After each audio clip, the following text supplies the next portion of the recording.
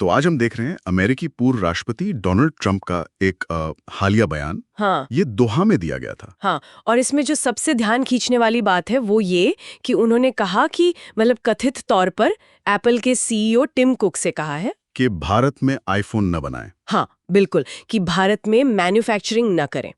और हमारे पास जो जानकारी है वो इसी बयान के इर्द गिर्द ही घूमती है ना। सही। और इसका संदर्भ भी दिलचस्प है। एप्पल तो भारत में काफी तेजी से अपना प्रोडक्शन बढ़ा रहा है। हाँ, फॉक्सकॉन के साथ, और अब तो टाटा समूह भी जुड़ गया है। बिल्कुल।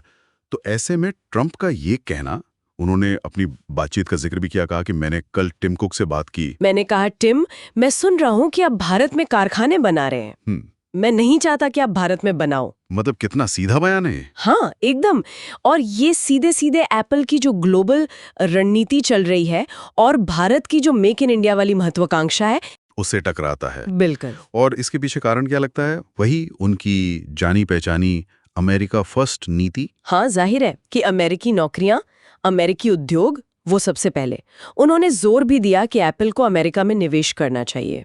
उन्होंने तो यहाँ तक कहा कि भाई चीन में इतने साल बनाए वो हमने बर्दाश्त किया। अब हम नहीं चाहते कि आप भारत में बनाओ, हम चाहते हैं कि आप अमेरिका में बनाओ। ये उनके शब्द थे कथित तौर पर। सही। पूरा जोर इसी बात पर कि कंपनियां वापस अमेरिका आएं, यहीं बनाएं। और इसी से जुड़ी वो बात भी है, वो 500 अरब डॉलर के निवेश वाली जो एप्पल अमेरिका में करने वाला है या कर चुका है। हाँ, उन्होंने उसका भी जिक्र किया। मतलब दिखाना चाहते हैं कि देखो, मेरी पॉलिसी काम कर रही है, कंपनियां अमेरिका में पैसा लगा रही हैं। बिल्कुल, ये उनकी नीति का एक तरह से केंद्रीय बिंदु है। लेकिन यहाँ एक थोड़ी कंफ्यूजिंग बात भी है।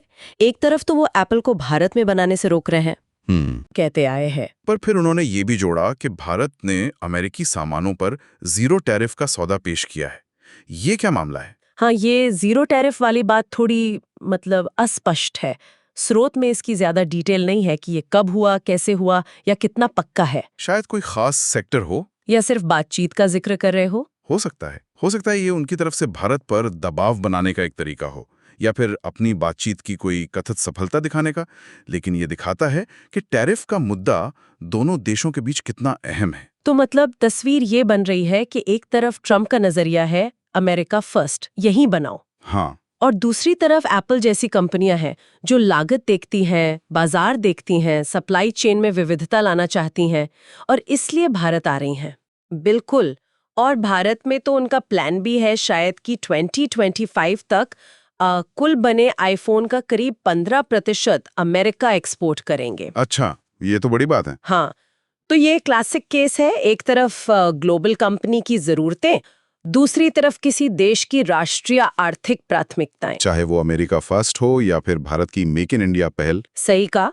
मेक इन इंडिया का तो लक्ष्य यही है कि भारत ग्लोबल मैन्युफैक्चरिंग हब बने और एप्पल कराना इसके लिए बहुत बड़ी बात मानी जाती है। और ट्रंप का बयान इस पर एक तरह से सवालिया निशान लगाता है। निश्चित रूप से। ये भी देखना होगा कि एप्पल जैसी कंपनियां जो मतलब बड़ी समझदार होती हैं इन मामलों में, वो इस तरह के बयानों को कितना सीरियसली लेती हैं।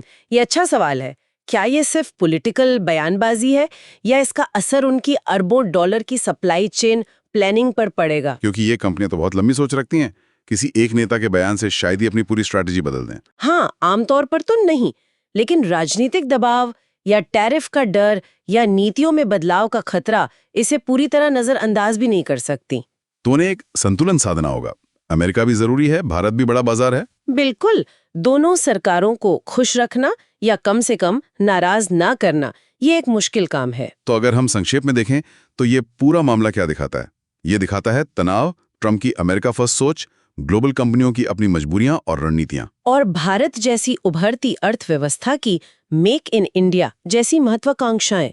इनके बीच का जो खिंचाव है वो साफ दिखता है। और इसमें टैरिफ और निवेश के मुद्दे और उलझन पैदा करते हैं। हाँ, और ये हमें सोचने पर मजबूर करता है कि ये जो बड़ी मल्टीनेशनल कंपनियां हैं, ये इस ग्लोबल शतरंज पर अपनी चालें चलती कैसे हैं। कैसे वो अलग अलग देशों की कभी-कभी एकदम उल्टी आर्थिक और राजनीतिक मांगों के बीच बैलेंस बनाती हैं, खासकर जब उन पर इस तरह का पब्लिक प्रेशर भी हो। सही बात। और इस तरह के जो हाई प्रोफाइल बयान आते हैं, उनका असर सिर्फ उस कंपनी पर नहीं बल्कि पूरे ग्लोबल ट्रेड और इन्वेस्टमेंट के माहौल पर क्या पड़ता है, ये भी देखने वाली बात होगी। बिल्कुल, ये एक बड़ा सवाल छोड़ जाता है।